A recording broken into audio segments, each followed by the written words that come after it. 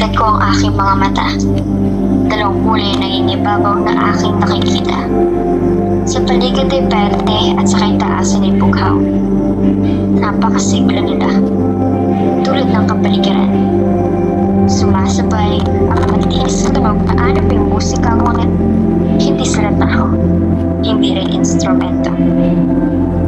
Napakalamig na simoy ng hangin na dumadampi sa aking maninipis at kulay kayong balat. Napakapayapa rito.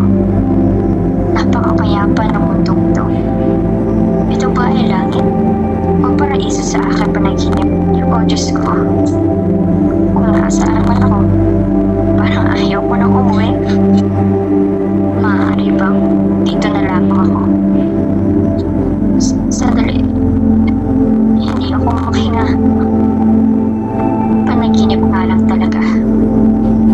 Nakaraan lamang ang aking nakita.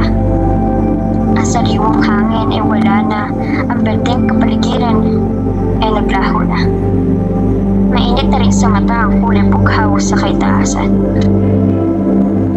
Nasa mundo na ako. Hindi ito paraiso.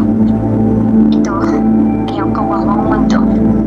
Sisira at pinapahirapan ng mga tao. Ang basura ay nagkalat.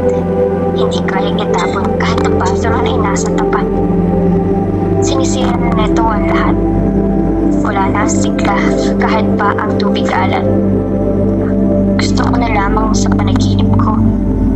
Berde ang kapaligiran, bughaw ang karatan. Masigla ang mga ibon, ligtas ang mundo. Ligtas at malayo sa mga tao.